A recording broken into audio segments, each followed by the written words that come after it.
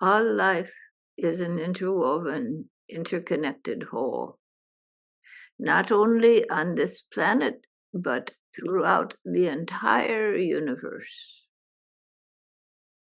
Because all life is an expression of the infinite intelligence, the infinite consciousness which has flung the stars in the sky and created all that is. That unitary whole is the very source of life. But what is life? What does it mean to be alive or to die? Life in the physical body means that in this evolution of consciousness, as there is an awakening of consciousness through various physical forms, that the physical form is able to house that conscious intelligence that is able to congeal around a very complex system of molecules and cells that create an organism that is a collection of many different systems, many different organs and systems create the body. This complex form develops to a stage where there is the ability to express conscious awareness, intelligence. This cosmos is not created in a vacuum. There is a cosmic intelligence, a mind in which all of this occurs, an intelligent awareness in which the cosmos is created, imagined, and exists. You are a reflection of that cosmic intelligence. It abides in everything that is, both animate and inanimate, but it is more present in the animated objects. And so we call those animated beings alive because they are animated. And you notice when a person or an animal dies, you see a change. You can see it immediately. There is before the body begins to stiffen, there is immediately upon death a dulling, as if something has gone away, something has passed. And in fact, it has. Because complex physical systems which are alive, which are moving and vibrant, house intelligent awareness, house souls which have evolved and grown. And when that soul leaves the physical form looks dead. It looks unresponsive. It looks glazed over. You can feel the difference immediately when the soul leaves. So the Atman, the witnessing consciousness that has seen out of the eyes, heard out of the ears, leaves. And when it departs, the body will immediately begin to decay and turn to dust. It is said that when the heart stops and the brain ceases to function, that the body is dead. But in truth, the body is dead when the soul leaves the body. The vayus, the vital airs, cease to function. Only that minimal connection is there to the body, perhaps in the deepest part, but that will pass within a few days, maximum 13. That will leave the body completely. Now, some say that the physical form will continue beyond this, but only in a very unusual circumstance will a soul come back into a physical form from which it has departed. When the near-death experience occurs, the soul is bonded to the body by a cord. Though certain vayus are not functioning and it appears death is nigh, the cord has not been disconnected. The soul has not departed from the body. So the question arises, what happens when the soul does depart from the body? And the answer to that is that it varies greatly depending upon the level of awareness of the individual consciousness. So with so many trees and animals and plants and human beings, the soul, the entitative being,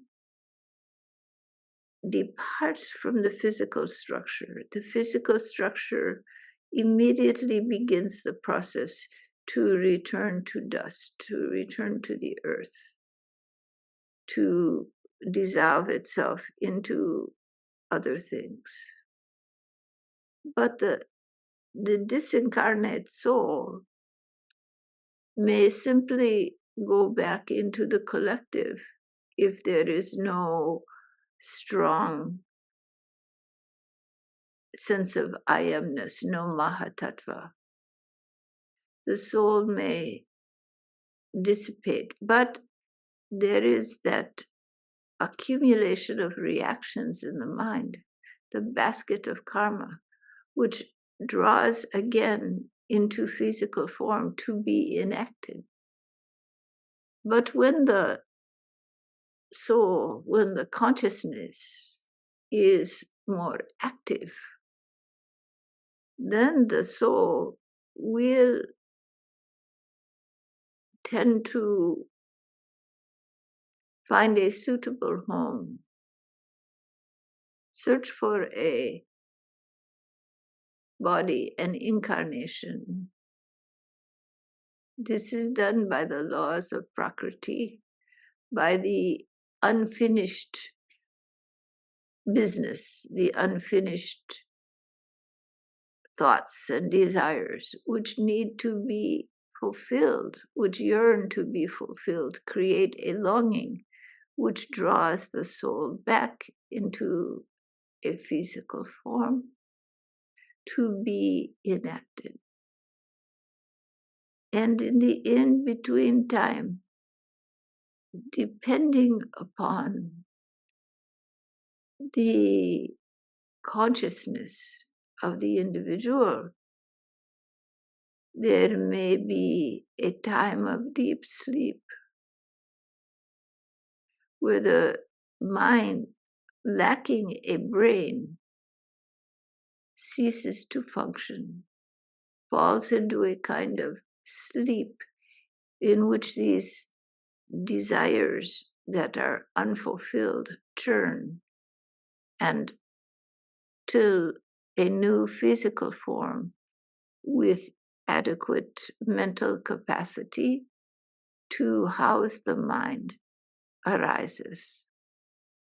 But there are those who dream the great dream and express themselves in subtle layers of existence, in Svarloka, and even for some in Mahaloka. They take bodies which are subtle. Those who have great spiritual depth may take incarnation in the subtle sphere, in the light beings. They may stay awake, conscious, and be able even to interact with the earth plane. They become seen by people as angels, devionis, higher stratum beings of the light realm. But for a soul to progress to this expression, they must be awake, conscious. So depending on the spiritual evolution of a being, there is a great deal of variation when the time of between lives is there. Many times people feel they are met by their relatives or loved ones. There are books about this,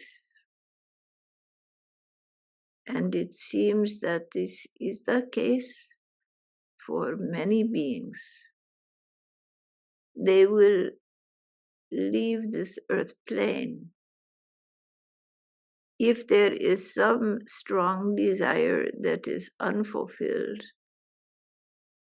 They may stay close for a time, but then the pull always causes the transition sooner or later. And if they stay on this earth plane for a little time, communing with those who they love, they are not, they cannot do anything to you. There are no ghosts. But when the mind of a person interacts, that person's own psyche can cause various phenomena to occur.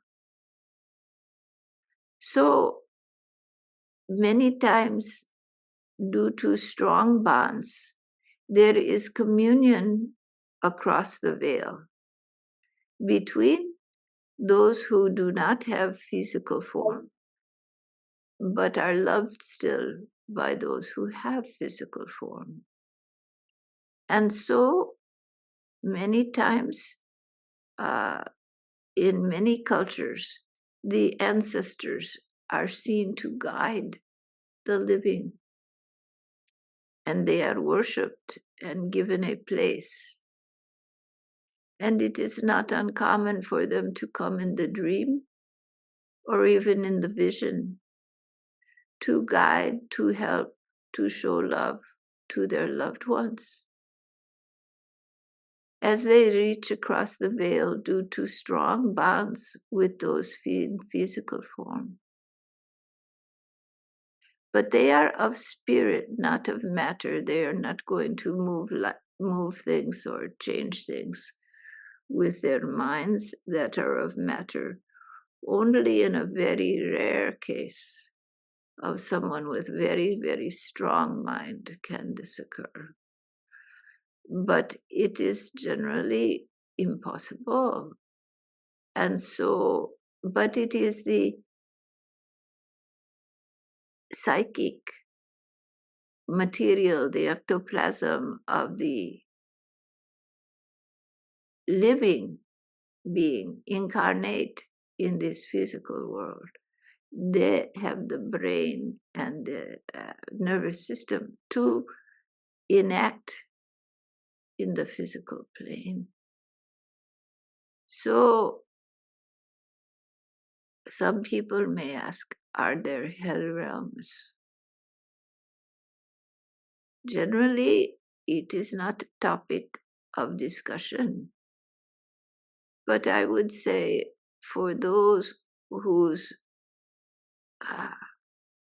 hearts and minds are disturbed in reaction to past actions, their vibration may be such that they delve into subtle realms that are dark, that have a great deal of distress and pain in them. Some people may call these hell realms, but they are not to be a topic of focus. The more they are focused upon, the more you feed them with your ectoplasmic or psychic vitality. So do not focus on them. Rather, focus your mind on Parampurusha, for that one is the true nature of reality, the infinite aware beingness, and the all-compassionate grace and love that is there to guide all beings in their evolution of consciousness, in their movement from ignorance to truth, in their awakening out of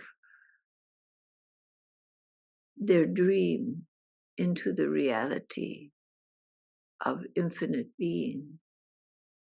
When the mind is awakened to this reality, when there is a feeling of the grace and love of the infinite, and the mind moves towards that, then when death arises, the mind,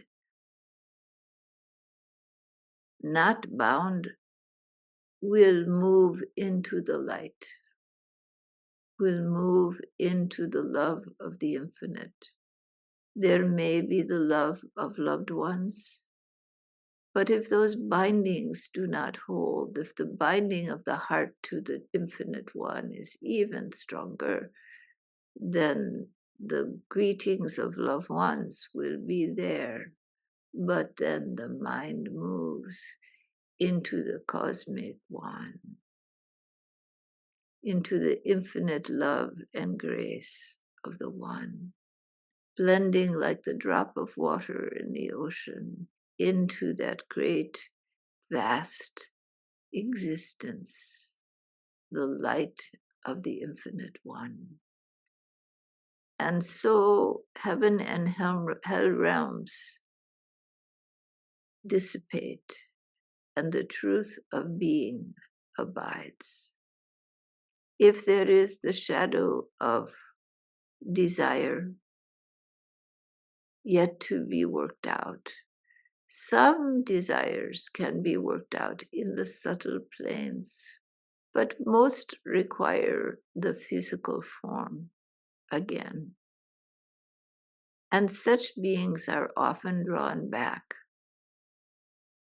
through selfless love for the desire to serve and free all living beings. Until the soul realizes that in form or without form, in life and in death. It is the same. So there is no coming and going. When the mind grows in magnitude, to understand that incarnation in the world of form is yet to live in the mind of the infinite, and to be away from the world of forms, of this physical level of Bur and Burvar Loka. All is still in the mind of the infinite. When mind grows in magnitude and that pure light of divine grace immerses the mind, and the individual melts into that one, there is no one there to hold the sanskaras together. They dissipate. When the I feeling dissolves into the infinite one, when there is only the one eternal purity, the one eternal love, where there has been an I feeling, there is only Parama Purusha.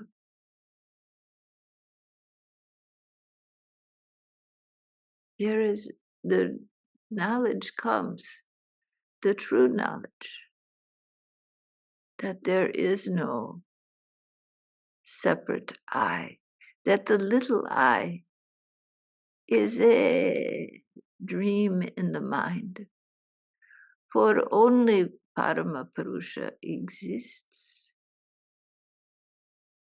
What are you but a dream in the mind of that great dreamer? Your I feeling is a dream.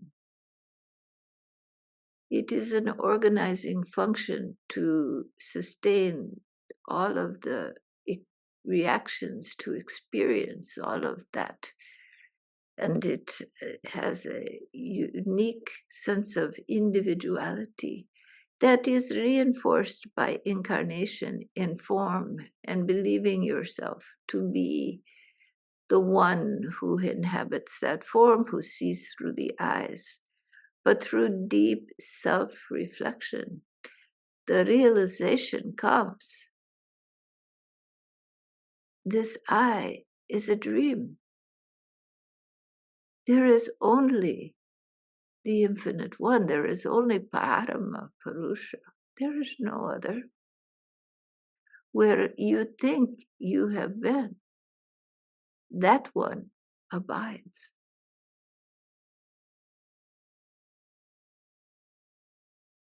Experiencing the dance of life within its own mental projection. For this physical world and mental world, Bur and Bhuvar Loka, are in the mind of the infinite one. They are mental states. So for that cosmic one, there is no physical world. This science where life develops from. Life is part of the physical world, that the physical world is the source of everything. It is mistaken. Parama-Purusha, conscious awareness, the beingness, the infinite one, is the source of everything. Everything exists within that one, within the mental preview. For you as one who lives in this physical world, it is physical. But for that one, it is mental. It is a mental projection. That is why those who evolve their mind to melt it into Parama Purusha, into the infinite one, the infinite Brahma, they can sometimes appear in two places or produce some sort of physical object, a flower, out of the air. Why? It is rarely done because it defies the laws of Prakriti. But the physical world is a mental projection. Once this is deeply realized, the will combines with the will of the cosmic one. At the locus of that will to act, of those desires that normally produce action, is that I feeling. But for those who realize the infinite one, who are aware that I feeling, they realize, is only theoretical. The infinite one abides where you have thought you exist. Parama Purusha is in you, around you, in your own mind, in your own I feeling, in that sense of me. Who is that me? It is in truth the infinite one. It is in truth Param Brahma. There is no other. There is no second. The universe is both complex and very simple. You want to know all that is. Know your own self. For within the one who is truly you, who is the self of all beings, looks out of the eyes of every living being. And Prakriti herself dances within this conscious, aware intelligence. The whole universe is spun within the body, within the mind of the infinite one. Know this. Let your I feeling fall away. Let the infinite one, let Param Brahma abide. Know the true self in you, in all beings, the plants, the animals. There are those who say, do not spend too much time with dogs or lesser beings, they will degrade the mind. What is to degrade?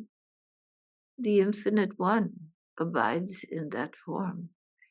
If the mind sees God in the small creatures, then it is holy to be with such ones. If the mind sees crudity, it crudifies the mind. Not the creature, but the crudity of the mind. So this world is a hell, and it is a heaven, depending upon your view. And if you live in the heaven where the infinite Brahma abides eternally, even if you are in the worst of situations, such as are happening in Gaza, in Sudan, in Lebanon, in many parts of the world, people are in the worst of situations. But if their mind is with God, if they feel God's presence, even in the darkest times, then they live in a holy world, a world where love abounds, where the grace of the infinite guides them, even through the darkest night. So you can live in a hell world or a heaven world. It is your choice. That is not to say that you should not act on the inequities in the world, that you should not stand for Dharma. But if you see Dharma and you see the light of the infinite,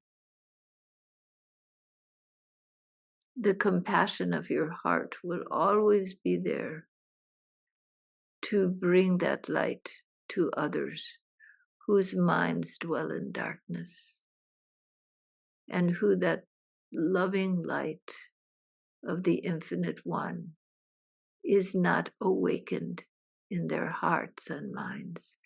The longing to awaken that for them so that they might not suffer so greatly is there.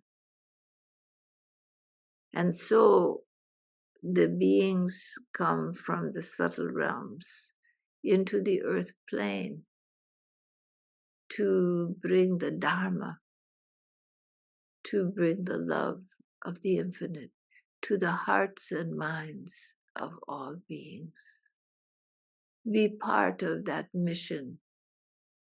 That is the mission of the Sadguru, to spread the love of the infinite, to spread the grace, compassion, to open the eyes from the blindness of ignorance to the vision of divine life, here and now. Even in the darkest of situations, this can be seen if the eyes are open. So open your eyes, your spiritual eyes, and help others to open theirs. You need not be a great yogi. You need not have so many higher lessons. You only need to realize that where you think you exist, there is only Paramapurusha. Let that one have all that you are. All right?